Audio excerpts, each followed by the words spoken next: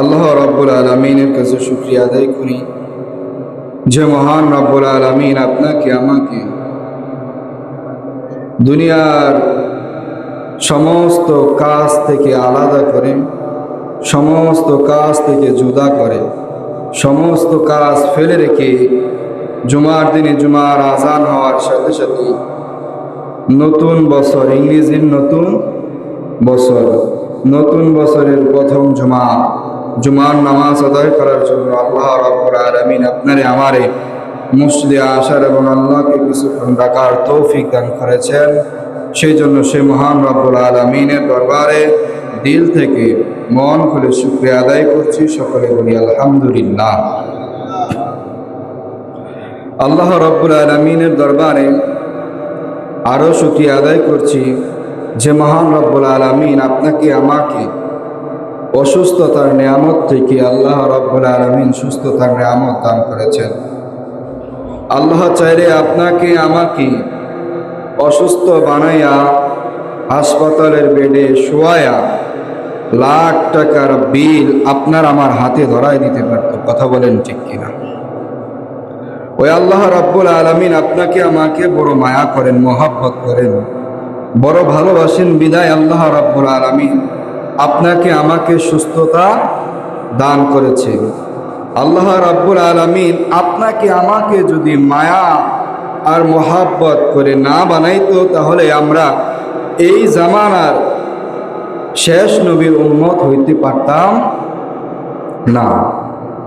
এই শেষ জামানার উম্মত নবী রাসূলরা হওয়ার জন্য আল্লাহ তাআলার কাছে দরখাস্ত করছে, কিন্তু তারা হতে পারে নাই। আমি আর আপনি তো দরখাস্ত জমা দিয়ে আসছি, তাই না?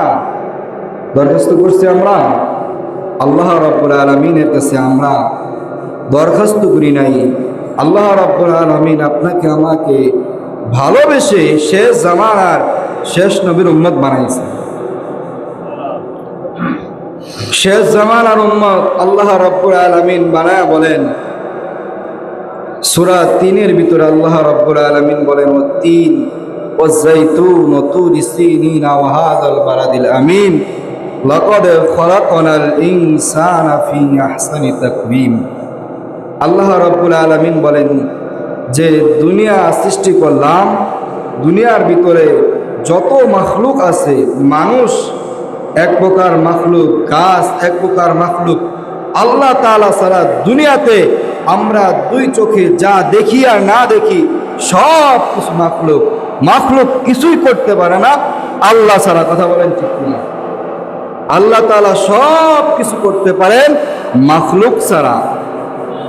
ওই আল্লাহ রাব্বুল আলামিন আপনারে আমারে হাজার হাজার মাখলুক থেকে আল্লাহ রাব্বুল আলামিন বলেন, লাকাদ খালাকনাল ইনসানা ফি আহসানি তাকওয়িম। আল্লাহ রাব্বুল আলামিন বলতেছেন যে আমি মানুষকে সব থেকে সুন্দর করে বানাইছি। আমি এই মানুষকে সব থেকে সুন্দর করে বানাইছি। দুনিয়াতে হাজার হাজার মাখলুকাত দেখবা, ওই মাখলুক থেকে তুমি সুন্দর, তুমি গাছ থেকে মানুষ সুন্দর, তুমি গাছ পশু লতা যা আছে সব কিছু থেকে মানুষ তুমি সুন্দর।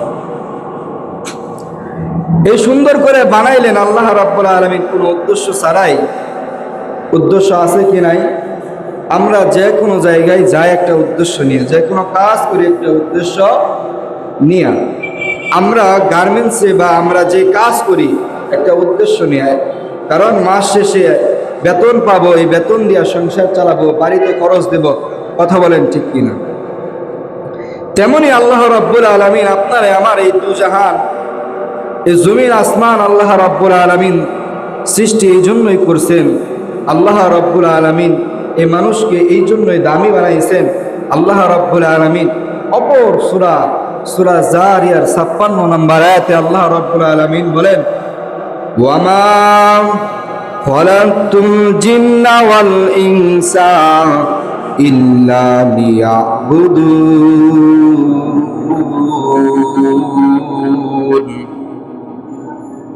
আল্লাহ রাব্বুল আলামিন বলেন সূরা জারিয়ার ৫৬ নম্বর আয়াতে আল্লাহ তাআলা বলেন, এই আসমান জমিন সবকিছু আমি আল্লাহ রাব্বুল আলামিন সৃষ্টি করেছি এই মানুষ তোমাকেও আমি আল্লাহ রাব্বুল আলামিন সৃষ্টি করেছি সকল মানুষ থেকে তোমাকে লাকাদ খালাকনাল ইনসানা ফি আহসানি তাকওয়িম সমস্ত মানুষ থেকে সমস্ত মাখলুকাত থেকে তুমি মানুষরে আমি আল্লাহ রাব্বুল আলামিন সুন্দর করে বানাইলাম।